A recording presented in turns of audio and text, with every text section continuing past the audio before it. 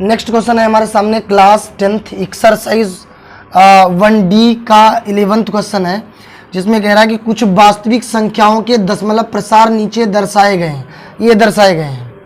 प्रत्येक स्थिति के लिए निर्धारित कीजिए कि यह संख्या परिमेय संख्या है या नहीं।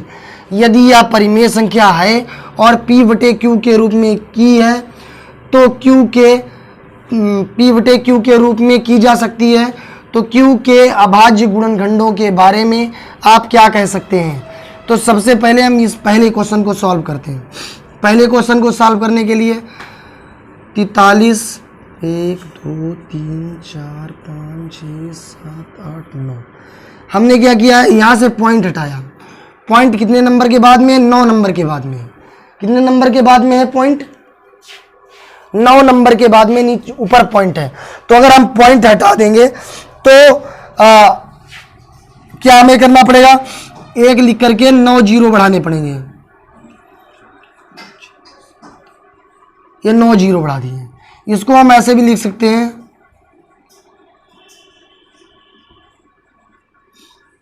इसको हम 10 की घात 9 लिख सकते हैं। 10 की घात 9 का मतलब क्या हो जाएगा?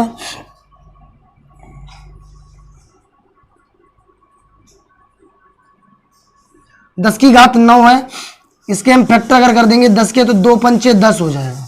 कितना हो जाएगा? 2 पंचे 10 हो जाएगा। 2 पंचे 10 हो जाएगा। इसकी घात 9 लिख सकते हैं आप। इसकी घात 9 लिख सकते हैं। तो आपको ऐसे भी लिख सकते हो, इसको आप लिख सकते हो 2 की घात 9 गुणे 5 की घात 9। अब हमने सबसे पहले जो दशमलव संख्या ये दी गई थी, इसका हमने क्या किया है, इसको हमने P/Q की फॉर्म में लिखा है। कैसे लिखा है? P/Q की फॉर्म में प्रदर्शित किया।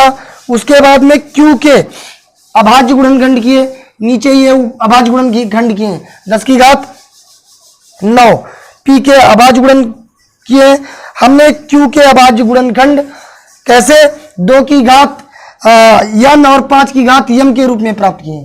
2 की घात n और 5 की घात m के रूप में प्राप्त किए। 2 की घात n और 5 की घात m के रूप में हमने ये प्राप्त किए हैं। ठीक है, बिल्कुल नीचे आप देख सकते हैं 2 की घात 9 और 5 की घात n। 2 की घात 9 और 2 की घात 9 और 5 की घात 9 लिखा हुआ है यहाँ पर। तो ये हमारे Q के अभाज्य गुणनखंड 2 की घात n और 5 की घात m के रूप में दर्शाए गए हैं। तो हम ये कह सकते हैं कि इसका दशमलव प्रसार कैसा होगा? शांत होगा। इसका दशमलव प्रसार शांत होगा।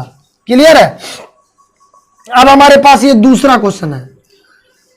0.12 फिर 1 जीरो फिर 12 फिर डबल जीरो फिर 12 फिर 3 जीरो फिर 12 फिर 4 जीरो इस तरीका से ये बढ़ता चला जाएगा हमारा। तो ऐसी जब कभी स्थिति हो तब हम कह सकते हैं कि ये संख्या जो है एक अपरिमेय संख्या है। हम कह सकते हैं ये संख्या कैसी है? एक अपरिमेय संख्या है। ऐसी स्थिति में अपरिमेय संख्या होती है। अगला ऊपर जो है संख्या के ऊपर बार है, तो इस संख्या से स्पष्ट होता है, जब ऊपर बार लगा हो तो उस संख्या से स्पष्ट होता है कि वो परिमेय संख्या तो है लेकिन उसका दशमलव प्रसार अशांत है। इसका दशमलव प्रसार कैसा होगा? अशांत होगा। परिमेय संख्या तो है लेकिन इसका दशमलव प्रसार अशांत होगा। जब भी बार दिया हो तब दशमलव प्रसार अशांत होता है। Thank you very much. जय हिंद, जय भारत।